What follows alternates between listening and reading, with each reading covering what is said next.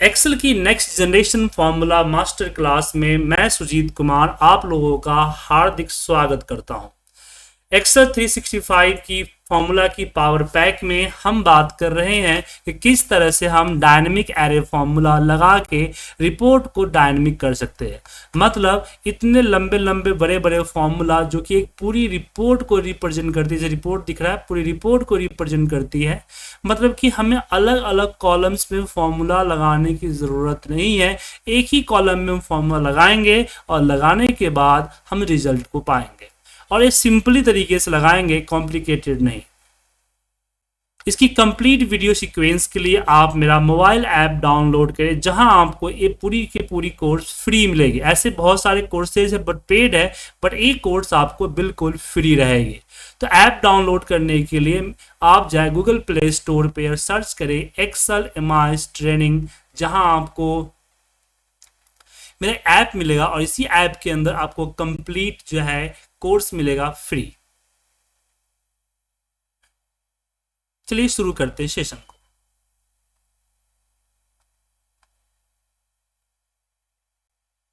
तो आज की क्लास में हम बात करेंगे एच स्टैक फॉर्मूला। अभी तक की क्लास में हमने एरे के बारे में जाना, लेट फॉर्मूले के बारे में जाना। अब बात करेंगे H stack and V stack फॉर्मूले के बारे में। तो क्या होता है H stack V stack formula? H stack का मतलब होता है हॉरिजॉन्टल स्टैक एंड वी का वर्टिकल। इसको मैं continue horizontal side by side and continue vertical one by one data को अरेंज करता है, कंपाइल करता है। जैसे एग्जांपल मैं देना चाहूँ आपको यहाँ पे, तो मेरे पास एक डेटा सेट है, टेबल है, और इस टेबल में मैंने देखिए आपके सामने इसका नाम डेटा रख रखा है और मुझे इस टेबल में से डेटा चाहिए।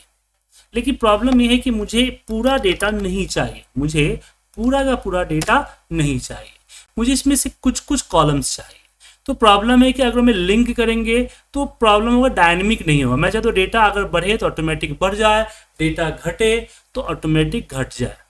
सो इसके लिए हम क्या करेंगे, यहाँ पे लगाएंगे। सबसे पहले हम हेडिंग जो है हमारा कौन कौन चाहिए वो हेडिंग ले लेते हैं हम।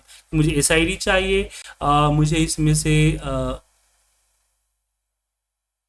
क्वांटिटी चाहिए, अमाउंट चाहिए, टारगेट चाहिए, प्रोडक्ट चाहिए, और यहाँ पे लोकेशन चाहिए और साथ में नेम चाहिए। बस इतना ही डेटा मुझे इस पूरे डेटा में से चाहिए, इसको मैंने पेस्ट कर दिया। लेकिन एक प्रॉब्लम है कि मुझे अपने सीक्वेंस में चाहिए। मतलब कि मुझे लोकेशन यहाँ पे प्रोडक्ट जो है क्वांटिटी से पहले होना चाहिए,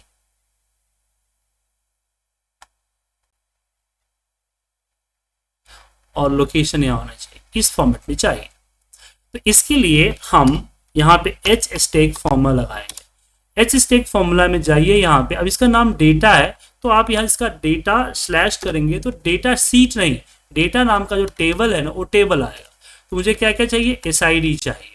एसआईडी के बाद मुझे चाहिए एसआईडी, इसको क्लोज करता हूँ एंड कॉमा करता हूँ, कॉमा। उसके बाद मुझे डेटे के अंदर सेम क्या चाहिए, डेटा स्लैश। मुझे इसमें चाहिए प्रोडक्ट, इसको क्लोज किया, देन कॉमा। मुझे क्वांटिटी चाहिए तो यहाँ पे हम यहाँ पे डेटा और क्वांटिटी यहाँ पे क्वांटिटी। उसके बाद क्वांटिटी के बाद मुझे अमाउंट चाहिए और टारगेट चाहिए। तो अगेन डेटा लिया और यहाँ पे हमने अमाउंट, हम सिलेक्ट भी कर सकते हैं लेकिन हमने यहाँ पे डायरेक्ट कर दिया, एंड यहाँ पे मुझे चाहिए टारगेट। तो अगेन डेटा, उसके बाद मुझे यहाँ पे चाहिए लोकेशन एंड नेम।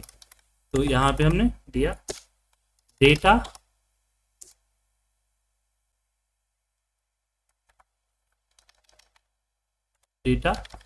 और यहाँ पे लोकेशन, और उसके बाद मुझे चाहिए नेम। तो अगेन डेटा और यहाँ पे स्क्वायर ब्रैकेट, और यहाँ से हम नेम इस तरह से सिलेक्ट भी कर सकते हैं या लिख भी सकते हैं। और इसको क्लोज किया, ब्रैकेट क्लोज करके एंटर प्रेस किया, देखिए रिकॉर्ड आ गया।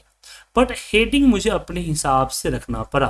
हम हेडिंग को भी इसके अंदर डाल सकते हैं, इसके अंदर टोटल जो है टोटल को भी डाल सकते हैं, वो हम आगे के एग्जांपल्स में आपको समझाएंगे। ठीक है, एच स्टैक फॉर्मूला क्या होता है कि अगर आपको बड़े डेटा में से या फिर 2-3 डेटा उसमें से अलग अलग डेटा उठाना है, तो ऐसे केस में हम एच स्टैक का फॉर्मूला लेते हैं जो कि हॉरिजॉन्टल डेटा को कंपाइल करता है। अब बात करते हैं वी स्टैक डेटा। तो मेरे पास क्या है कि डेटा आया इस तरह के टुकड़ों में आया है, मुझे सारे डेटा को यहाँ कंपाइल करना है सी डेटा। तो अगर मैं यहाँ पे वी स्टैक का फॉर्मूला लगाऊं तो वी स्टैक में हम पहले डेटा पे गए और हेडिंग के साथ सेलेक्ट कर लिए, फिर कॉमा हम दूसरे डेटा पे गए, फिर इसको सेलेक्ट कर लिए, फिर तीसरे पे गए, फिर इसको सेलेक्ट कर लिए, फिर चौथे पे गए, फिर इसको सेलेक्ट कर लिए, और फिर यहाँ पे 5वें पे गए तो फिर इसको सेलेक्ट कर लिए, और हम यहाँ पे ब्रैकेट क्लोज किया, एंटर मारेंगे, देखिए सारा का सारा डेटा कंबाइन। ठीक है, अब इसमें हम कुछ और करना चाहते हैं, जैसे कि एक एक करके करना थोड़ा मुश्किल हो जाएगा, तो इसके लिए हम एक काम और करेंगे कि हम यहाँ वी स्टैक का फॉर्मूला लगाएंगे, पहले सीट पे जाएंगे, फिर दूसरे को सिलेक्ट करेंगे। अब यहाँ पे एक पॉसिबिलिटी होगी कि हर सीट में सेम लेंथ का डेटा नहीं होगा, 22 रो का नहीं होगा, किसी में 200 होगा, किसी में 500 होगा। तो एक बार पहले फॉर्मूला लगाने से पहले चेक कर लीजिए कि किस सीट में सबसे ज्यादा डेटा है, उस सीट को या फिर एक संभावित ले लीजिए 200 सीट और उसका लेके आप यहाँ पे कीजिए पूरा सीट। मैं दोबारा बताता हूँ मैंने कैसे किया। मैंने लगाया वी स्टैक का फॉर्मूला, पहले सीट पे गए, शिफ्ट की को होल्ड किया और सबसे लास्ट में सिलेक्ट किए, और एक संभावित डेटा का लोकेशन लेके हमने यहाँ पे ब्रैकेट क्लोज के एंटर मारा। तो इस डी से लेके D5 तक जितने भी डेटा है वो सारा कंबाइन हो गया, बट 0 आया क्योंकि ब्लैंक तो 0 आएगा ही आएगा। तो ऐसे केसेस में हम यहाँ फिल्टर का फॉर्मूला लगा देते हैं, यहाँ पे फिल्टर, और फिल्टर में हमने बोला एलिया। अब इसकी मुझे कॉलम देनी है, तो हमारे पास एक फॉर्मूला होता है चूज कॉलम, इसके बारे में आगे हम आपको बताएंगे। चूज कॉलम्स क्या करता है कि जो डेटा है, जैसे यहाँ पे वी स्टैक का डेटा है ना, इस वी स्टैक के डेटा को में से मुझे कॉलम 1 लेना है और वो ग्रेटर देन 0 होना चाहिए। अब एंटर प्रेस कीजिए, ये देखिए आ गया। अब हेडिंग जो आ रहा है, हेडिंग नहीं चाहते हैं तो हेडिंग को भी हटाया जा सकता है फिल्टर के फॉर्मूले से ही, लेकिन ऐसे बहुत कॉम्प्लिकेटेड हो जाएगा। तो हम फिल्टर ये जो हमने वी स्टैक का फॉर्मूला हमने यहाँ कॉपी कर रखा है, इसके जगह पे लेट फॉर्मूला लगाएंगे। हम लिखेंगे लेट, तो बड़ा कर देता हूं, इक्वल लेट में हमने बोला डेटा, dt ले लिया, dt उसके अंदर में हमने वी स्टैक डाल दिया। अब यहां पे हमने बोला फिल्टर फॉर्मूला ने बोला dt से लो, और फिर हमने यहाँ पे दिया चूज कॉलम्स, और dt में से सिर्फ एक नंबर रो को उठाओ और वो जो है ग्रेटर देन 0 होना चाहिए। अब यहाँ पे एंटर प्रेस कीजिए, देखिए आ गया। पर प्रॉब्लम है कि नेम वगैरह भी आ गया, तो मुझे नेम नहीं चाहिए, तो इसी में हम एक और कंडीशन लगाएंगे।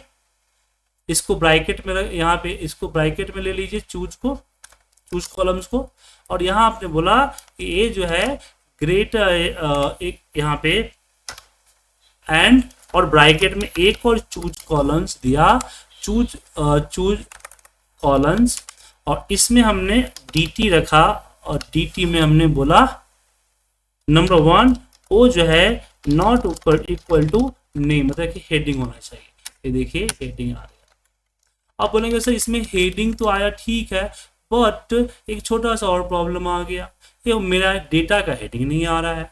तो यहाँ पे एक इस पूरे फॉर्मूला को लगाया तो ठीक है, एक और भी इसमें हम क्या करेंगे, इसको और सिंपलाइज करते हैं।